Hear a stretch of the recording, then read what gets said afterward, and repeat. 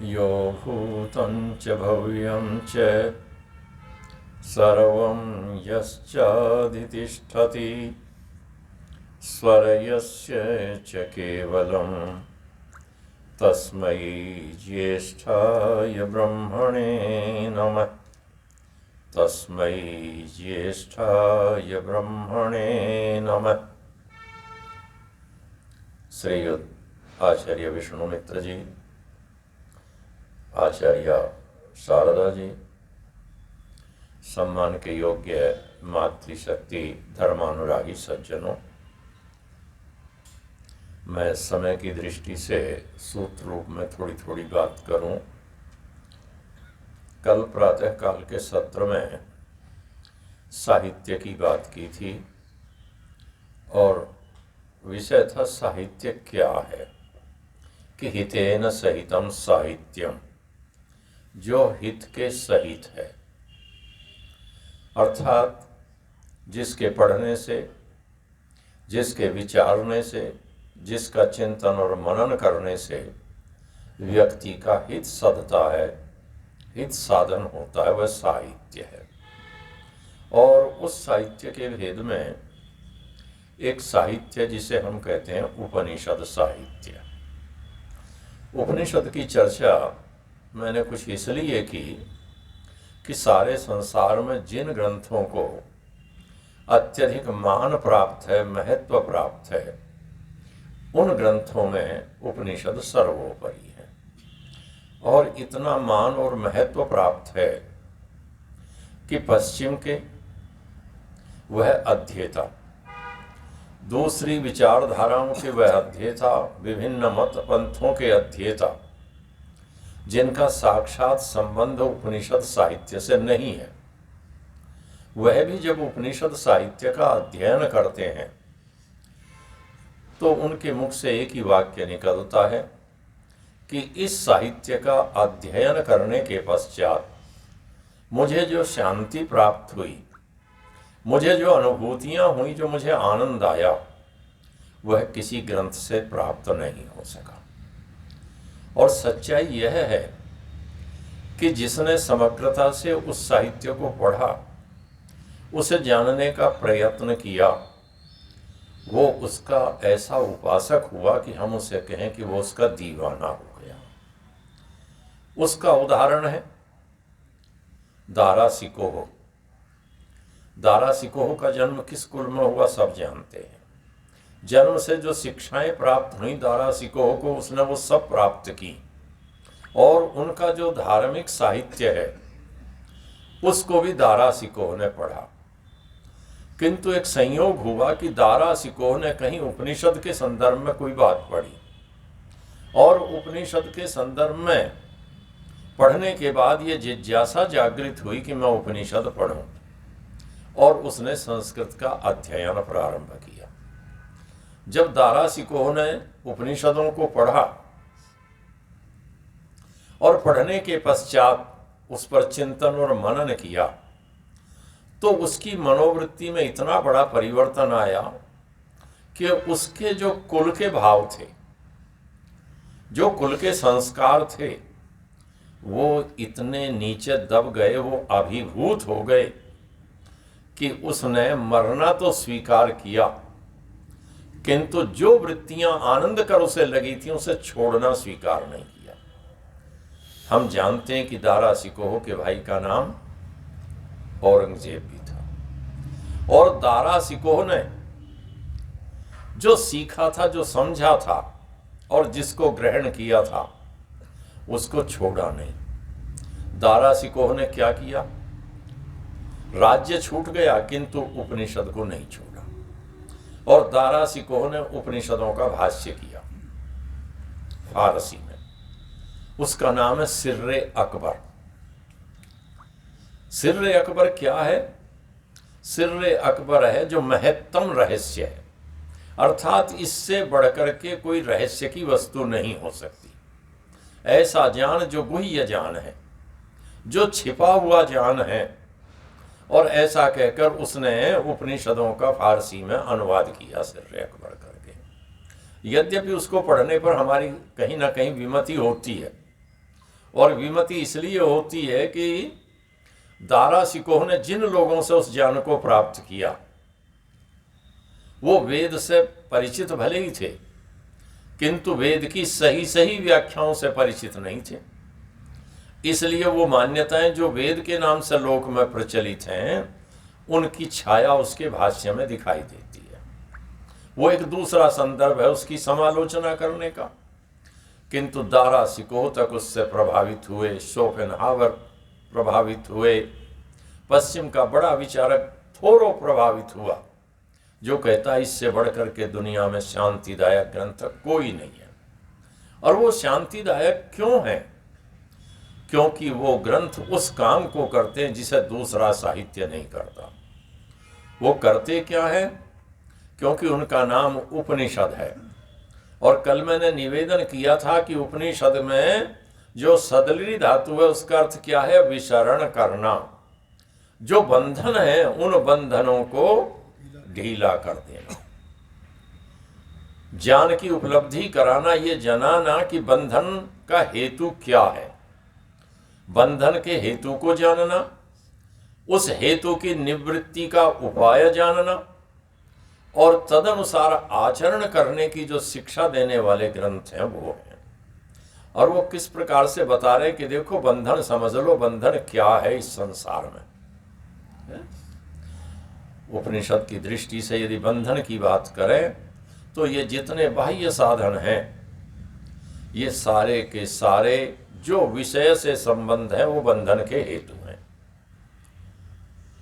विषय क्या है? विशेषण सिनोति बधनाति इति विषय, जो विशेष रूप से बांध देता है। आंख है, किसकी उपलब्धि कराती है? रूप की। किंतु रूप की उपलब्धि से हमें कहां ले जाकर के बांध देती है? गीतैर्ह्रियन्ते मृगावधाय रूपार्थमग्नौ शलभा पतन्ति मत्स्यो गिरत्यायसम आमिषार्थी तस्मादनर्थम विषया फलन्ति। जो ये विषय हैं ये अनर्थ रूपी फल प्रदान करने वाले हैं। मछली जिसको सागर की इतनी गहराई में जाने का सामर्थ्य है कि यहाँ से डुबकी लगाए तो उसे कहीं ऑक्सीजन के सिलेंडर की जरूरत नहीं है कि बाहर सांस लेने आए, बहुत गहराई तक चली जा सकती है, बहुत दूर चली जा सकती है, किंतु किनारे पर ही फंस जाती है। थोड़ा सा पानी और वहां फंस जाती है। क्यों फंसती है? विषय के कारण से। शिकारी क्या करता है? कांटे पर एक केंचुआ लिया और उस केंचुए को कांटे पर लगा के पानी में डाल दिया और बस उसके रस के कारण से वो खिंची चली आती है, केंचुए को खाने का प्रयास करती है। केंचुए को तो खा नहीं पाती किंतु अपने आप किसी का भोजन बनकर रह जाती है। तो किसने फंसाया उसको? उड़ने वाला पतंगा जो अग्नि पर ढेर हो जाता है केवल रूप के कारण से होता है। तो ये जो विषय हैं इन विषयों से बचने का उपाय करना। और उपाय क्या है? विषय क्या है? विषयों से इनके हेतु क्या उत्पत्ति होती है? वो राग है। अभी आचार्य जी चर्चा कर रहे थे द्वेष आदि की। राग क्या है? राग बांध लेता है। ये संगीत वाले को जो राग कहते हैं ना, ये भी राग बांधते हैं व्यक्ति को। जब बढ़िया संगीत हो रहा होता है तो आप सब भूल जाते हैं और सारा भूल करके ये ध्यान नहीं रहता कि समय कितना हो गया। ये तो संयोजक ही होता है सभा का, जिसका ध्यान घड़ी पर रहता है, अन्यथा सब बंधे रहते हैं। तो विषय कैसे बांधते हैं व्यक्ति को? राग कैसे बांध लेते हैं व्यक्ति को? कोई व्यक्ति ये कहे मैंने बड़े दिनों तक साधना कर ली, बहुत संध्या कर ली, बहुत तपस्या कर ली, बड़े ब्रह्मचर्य का पालन कर लिया, अब विषय मुझे नहीं बांध सकते। मेरे तो बड़ी गर्वोक्ति व्यक्ति कर देता है, कह देता है कि मैं तो कैसा हो गया हूं, सारे विषय मेरे दग्ध बीज हो गए, अर्थात अब इनमें प्ररोहण का सामर्थ्य नहीं है, कोई विषय मुझे परेशान नहीं कर सकता। किंतु हम देखते हैं कि वो कैसे परेशान होते हैं, दिन रात दौड़ते फिरते हैं, दिन रात दौड़ते फिरते हैं, कभी कोर्ट कचहरी का चक्कर लगाते हैं, कभी इधर से उधर कला होती है, कभी शीर्षासन होता है तो कभी लोक में शीर्षासन करना पड़ता है। दुनिया को दंडवत कराते कराते आदमी किनके सामने दंडवत हो जाता है? काले कोट के सामने दंडवत हो जाता है। क्यों? राग के कारण से। किंतु उस राग को दूर करने का उपाय भी ऋषि बताते हैं कि उपाय क्या है। वो कहते हैं कि देखो, स्वाध्याय करो। क्या करना है? स्वाध्याय करना। क्यों करना है स्वाध्याय? ये जो कष्ट देने वाली वृत्तियां, जो विषय हैं, ये क्या करते हैं? हमें क्लेशित करते हैं, कष्ट देते हैं। और जो कष्ट देने वाले क्लेश हैं, उन क्लेशों की निवृत्ति का उपाय क्या है? पतंजलि ने तो कह दिया, जो क्रिया योग है ना, क्या है क्रिया योग का परिणाम? समाधि भावनार्थ है, क्लेश तनु करणार्थश्च। समाधि की भावना करने के लिए क्रिया योग है। योग के जब अंगों की हम चर्चा करें तो वह हम देखते हैं, साधारण अंगों की चर्चा के बाद कहते हैं कि तपः स्वाध्याय ईश्वर प्रणिधानानि क्रिया योगा। तप, स्वाध्याय और ईश्वर का प्रणिधान करना, ये क्या है? क्रिया योग है। अब इनमें जो मध्यवर्ती स्वाध्याय है, स्वाध्याय के लिए व्यास जी क्या कहते हैं? प्रणवादि पवित्राणाम जप है, मोक्ष शास्त्राध्ययनम च। प्रणव आदि पवित्र का जप करना। आप प्रणव का जप करें, आदि कहने से पूरे मंत्र का जप करें, आप व्याहृति का जप करें, जो आपको सुविधाजनक लग जाए। कई बार आपको लग सकता है कि मैं तो भूर्भुवः स्वः भूर्भुवः स्वः भूर्भुवः स्वः, उसको व्याहृति लग गई। कोई अकेले ओम का जप कर रहा है, कोई पूरे मंत्र को गुनगुना रहा है बार बार। तो प्रणवादि पवित्राणाम जप है, प्रणवादि पवित्रों का जप करना। मोक्ष शास्त्राध्ययनम च, और मोक्ष शास्त्र को पढ़ना, जो मोक्ष का उपदेश करने वाला शास्त्र है। उपनिषद मोक्ष का उपदेश करने वाला है। और मोक्ष का उपदेश करने वाला इसलिए है कि वो हमें यथार्थ बोध करा रहा है। हम जो समझते हैं कि ये जो सौंदर्य है, जो रूप है, ये हमें आंख दिखा रही है, इसलिए इसकी बड़ी महिमा है। और इसलिए मैं जो चाहूं दुनिया में उस सबको मैं आंख से देख लूं। उपनिषद का ऋषि कहता है नहीं नहीं, यत् चक्षुषा न पश्यते येन चक्षुंसि पश्यति तदेव ब्रह्म त्वं विद्धि नेदम यदिदम उपासते। वो आंख से उपलब्ध नहीं हो सकता। आप कहें मैं तो बड़ा चिंतन करता हूं, मन से उपलब्ध हो जाएगा। उपनिषद का ऋषि कहता है यन मनुषा न मनुते, वो मन से मनन नहीं किया जा सकता। अब मन से मनन क्यों नहीं हो सकता? बड़ी विचित्र बात लगती है। हम तो मनन, जितना मनन जो कुछ करेंगे, चिंतन करेंगे, वो किससे होगा? मन से होगा, चित्त से होगा। और दार्शनिकों में अलग अलग पंथ हैं, अलग अलग विचार हैं। वो अंतःकरण में कोई कहता है मन, बुद्धि, चित्त और अहंकार 4 है, कोई कहता है 3 है, कोई 2 मानता है और कोई एक ही शब्द से व्यक्त कर देता है, अंतःकरण से ही व्यक्त कर लेता है। अर्थात वो चारों शक्तियां उसी में समाहित हो गई। मनन की शक्ति भी है, चेतना भी है, अहंकार भी है, अहंकृति भी है और ज्ञान भी है। तो ये सारा मिलकर के जो कुछ भी है, वो कहते हैं यन मनसा न मनुते। मन से उसका मनन नहीं हो सकता। किंतु ये ना हुर मनोमतम, मन जो मनन कर रहा है उसके सामर्थ्य से करता है। ये मन जो मनन करता है उसके सामर्थ्य से करता है। ये आंख जो रूप देख रही है उसके सामर्थ्य से देखती है। अन्यथा एक व्यक्ति पड़ा हुआ, आंखें तो कहीं नहीं गई, और 6x6 का ही था, उसका तो चश्मे की जरूरत नहीं पड़ रही थी, किंतु अब वो व्यक्ति है या नहीं है, कहाँ देखते हैं? आंख खोल खोल के देखते हैं कि इसमें बिंब दिखाई दे रहा, नहीं दिखाई दे रहा, परछाई दिखाई दे रही है, नहीं दिखाई दे रही। और यदि बिंब दिखना भी बंद हो गया तो समझ लो कोई संभावना नहीं बची उसमें। मेडिकल वाले तो 6 घंटे तक का समय मानते हैं। 6 घंटे तक आंख निकल के चली गई तो किसी जगह काम आ जाएगी, 6 घंटे हो गए तो कुछ नहीं। फिर तो अर्थात ये देखने का सामर्थ्य किससे आता है? कोई और शक्ति दे रही है। और ये विषय इस तरह बांध लेते हैं, बड़ी बड़ी वर्षों की साधना के बाद भी विचलन की संभावना बनी रहती है। ध्यान रखिए, कोई व्यक्ति ये मान ले मुझे तो 40 साल हो गए, मुझे तो 50 साल हो गए करते करते, नहीं। हमारे पास उदाहरण है, बड़े बड़े ऋषियों के उदाहरण हैं।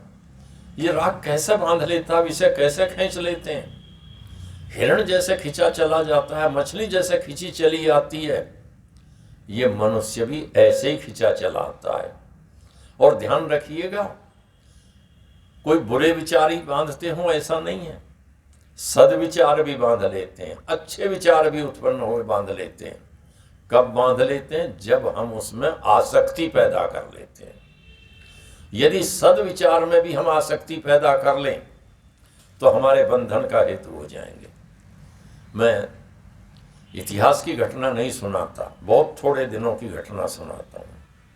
आपने काम किया, बहुत बढ़िया संस्था बनाई, विद्यालय बनाया, गुरुकुल बनाया, बहुत बढ़िया गुरुकुल चल रहा है, सारी बातें हैं, किंतु आपने राग बांध लिया उस गुरुकुल के साथ, आपने राग बांध लिया उस बिल्डिंग के साथ जिसको आपने बनाया, राग बांध लिया ये आर्य समाज मैंने बना करके खड़ी की है। और कल को कोई दूसरा पदाधिकारी हुआ और आपके मनोनुकूल ना हुआ तो आप क्या करते हैं? द्वेष करने लगते हैं, द्वेष करने लगते हैं। बड़ा खराब व्यक्ति आया, सारी साधना छूट गई, एक छोटी सी आसक्ति के कारण से, और द्वेष पैदा हो गया। और उस द्वेष की परिणति किसमें होती है? अनेक संस्थाएं हैं जिनके संस्थापक गोली से मारे गए, जिन्होंने सर्वस्व देकर के संस्था का निर्माण किया, 50-60 साल लगाए, 80-85 साल की उम्र में गोली से मारे गए। गुरुकुल के भी हैं, ऐसा नहीं है गुरुकुल के आचार्य नहीं मारे गए। गुरुकुल के आचार्य मारे गए देव स्वामी जी, सिरसागंज के आचार्य, जिन्होंने सिरसागंज को खड़ा किया।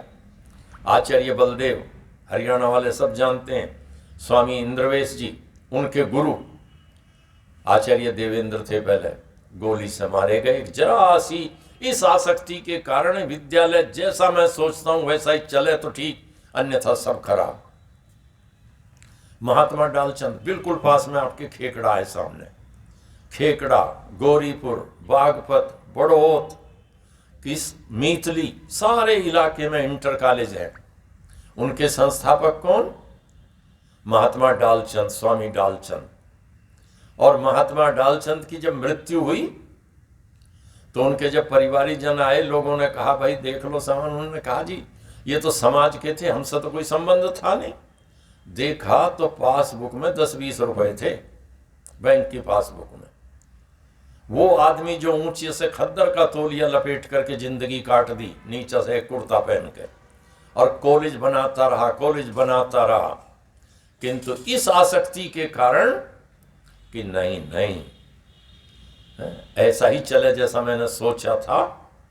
भले ही 80 साल की उम्र हो रही थी, एक दिन कमरे में लोगों ने समाधि लगा दी, रजाई उड़ा करके। सवेरे समाधि सी में ही लगे मिले, पता चला है तो किसी ने जबरदस्ती लगवाई थी समाधि। तो ये है बंधन के हेतु। ये बंधन छूटने के लिए जो शास्त्रकार कहता है कि इनसे बचना है, और वो कहता है कि ध्यान रखना, अनादि कर्म क्लेश वासना चित्रा प्रत्युपस्थित विषय ज्वाला। 80 साल तक मेरे अंदर वो भाव उत्पन्न नहीं हुए, किंतु अनुकूल परिस्थितियां होंगी तो उत्पन्न हो जाएंगे। संभावना तब तक बनी हुई है, तब तक बनी हुई संभावना है शरीर का सामर्थ्य नहीं है, किंतु दुर्विचार के उत्पन्न होने का सामर्थ्य है। ध्यान रखिएगा, शरीर का सामर्थ्य हो ना हो, दुर्विचार के आने का सामर्थ्य है। और क्यों सामर्थ्य है? क्योंकि वो दुर्विचार शरीर के बल से नहीं आएगा, वो अंदर के संस्कारों से आएगा। बाहर का जरा सा वातावरण मिला, परवा हवा का झोंका आया जोर से, और बादल घूमड़े और गरजे, और फिर टीवी वाले की हालत देख लो क्या होती है? वातावरण की जरा सी अनुकूलता। इसलिए ऋषि कहता है, और ये उपनिषद का शास्त्र उस बात का बोध कराता है कि इन बंधनों को ढीला करने का एक ही मार्ग है, और वो मार्ग है सतत जागरूकता, निरंतर सचेष्ट रहना कि इन बंधनों को शिथिल करना है। बस दृष्टि ये है कि ये बंधन है और शिथिल करने, तो आप बंधनों से मुक्त हो जाएंगे। और ये सोच करके कि मैंने सब पढ़ लिया, मैंने सब सीख लिया, ब्रह्मचर्य का पालन भी हो गया, अच्छी दृष्टि हो गई, अच्छी मेरी समाधि हो गई, ये समाधि तो 70 साल की उम्र में भी टूट सकती है। महर्षि पतंजलि के बेटे की भी समाधि टूट गई थी। कभी फिर करेंगे। धन्यवाद।